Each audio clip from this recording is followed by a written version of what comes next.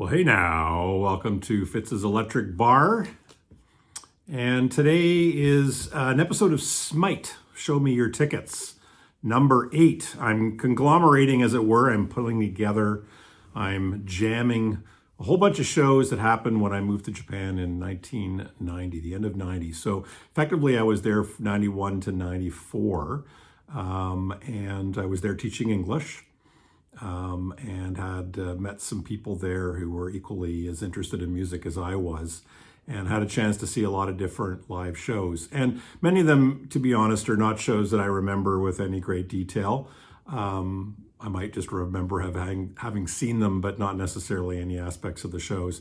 So I'm going to kind of rattle off some of the shows that I saw, and then I'm going to focus on 3 particular shows that were quite memorable.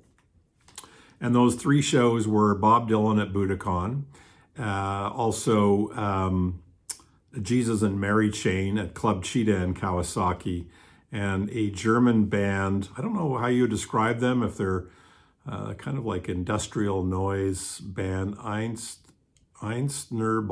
I'm sorry, I'm pronouncing it wrong, but they are Einstürzende Neubauten. And it was a pretty memorable show. But let's just jump in and tell you about briefly some of the shows that I got to see in Japan. So one of the things about shows in Japan that I can remember living in Tokyo, first of all, many and most of the shows were very expensive.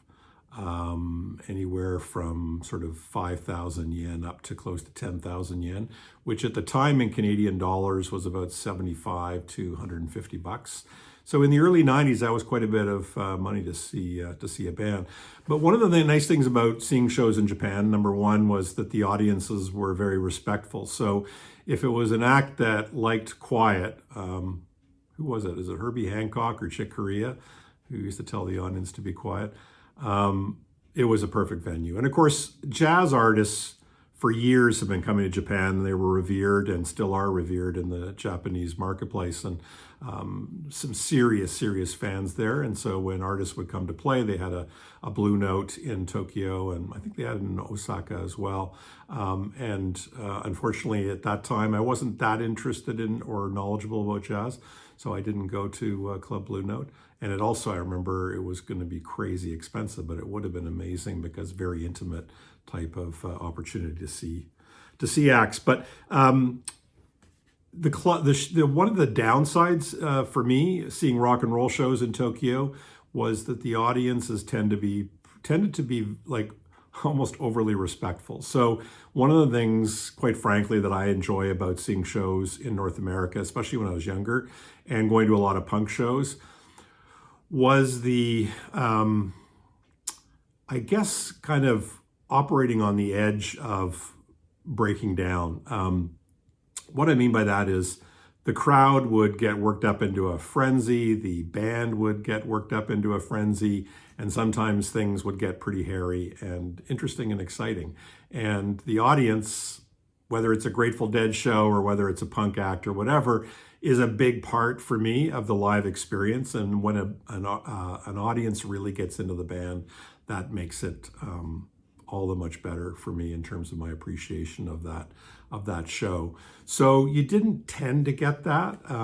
Again, with the jazz artists, I think the absolute reverence and quiet and probably clapping with approval, with knowledge of when an artist has really put on an incredible show would be a great benefit. But from a rock and roll perspective, I always found it was a bit of a detriment. But some of the shows that I saw, this would have been 1994, not long before I left in January, Iggy Pop. Another band that I went to see, Sugar. So this was the incarnation of Bob Mould. So Bob Mould, of course, from Husker Du, and their great kind of noisy punk stuff. And when Husker Du broke up, he formed this band Sugar, and much more melodic. I mean, I guess within Husker Du, Grant Hart tended to, the drummer and singer and songwriter, used to do a lot more of the melodic material with the hooks and the more accessible stuff, I guess. And Bob Mould was often really letting his demons out. But with Sugar, he definitely started to play more kind of almost like edgy pop songs, much more melodic and catchy. This record is great, Copper Blue. They also put out second album, which was ironically titled File Under Easy Listening, which was actually a good record as well. And then released a series of B-sides and alternates and things like that, which was really good.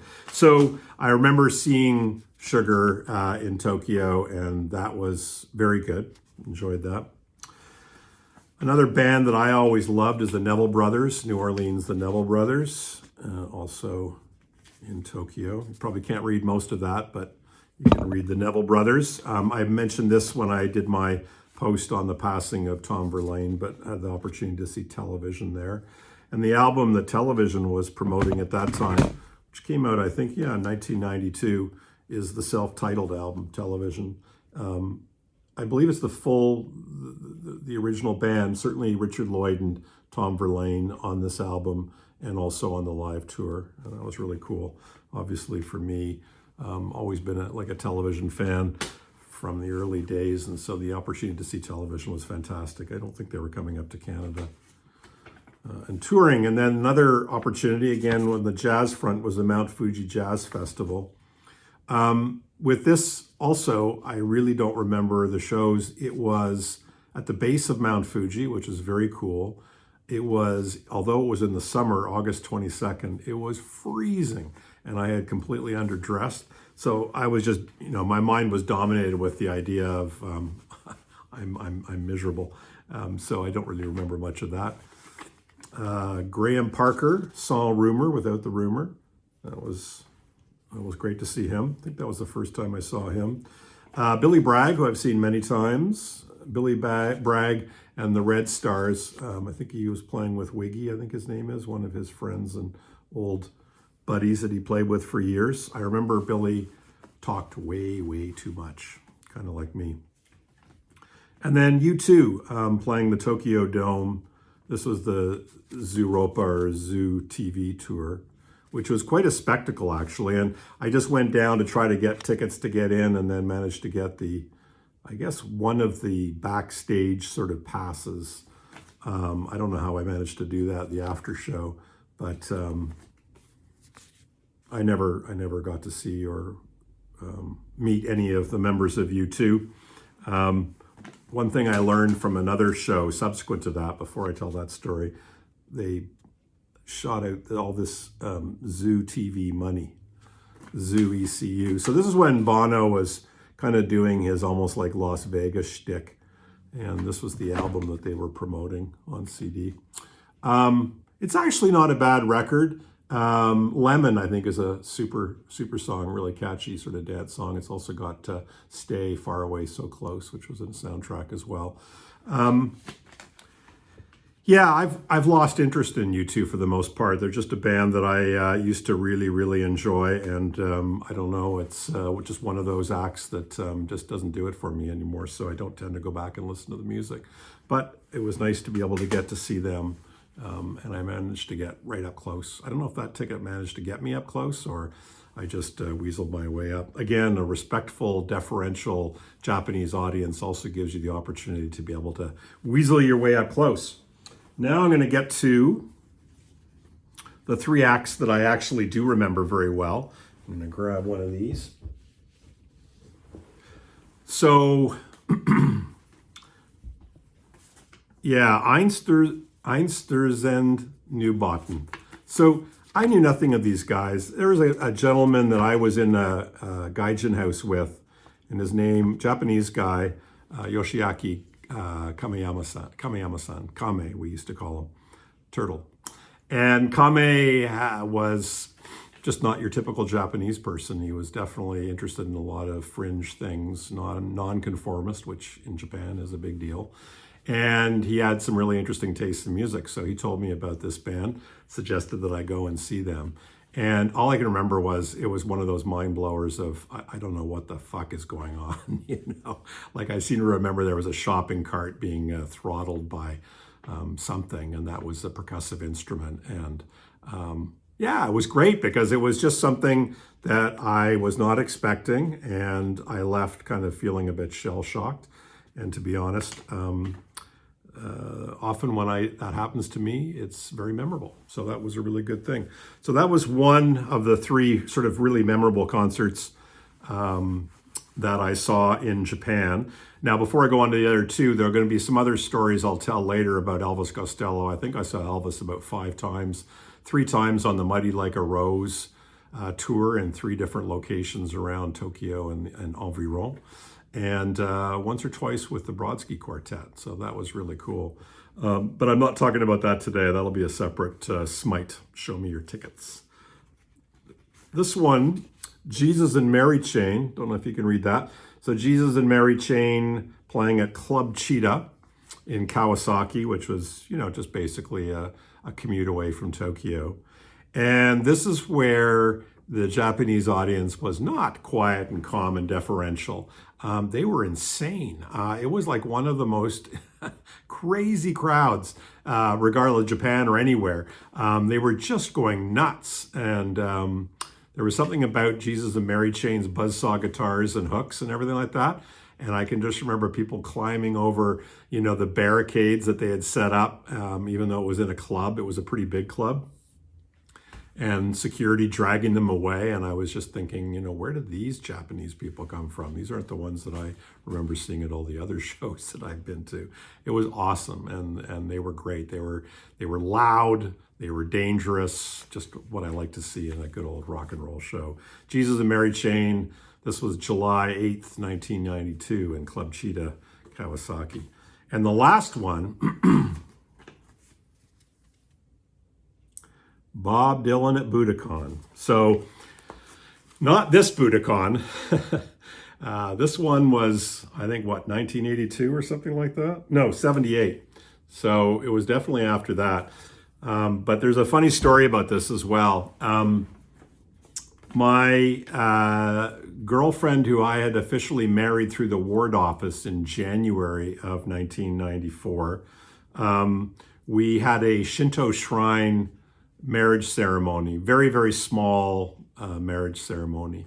And during this marriage ceremony, the monks at the Shinto shrine were saying things, and I could barely even understand my own name being mentioned. It was kind of like chant-like, and then I heard some sort of sound that sounded a little bit like my full name.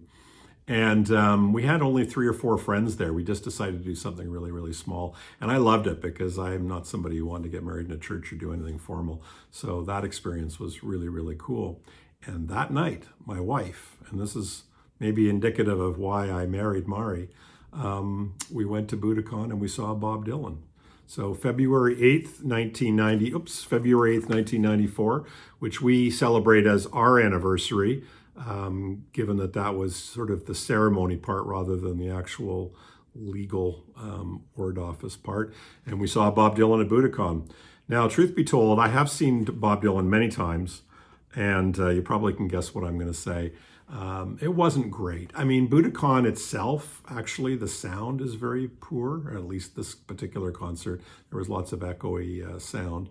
And so it wasn't a great show, but I guess Bob Dylan and my wife and I are bound at the hip forever because of the timing of that show. And it was awesome that my wife was like, okay, let's go to see Bob Dylan on our wedding night. So that's it. Show Me Your Tickets 8. Love to hear your comments. And anybody else maybe see shows in Japan or see some of those artists elsewhere that you want to comment on. And look forward to talking to you again soon.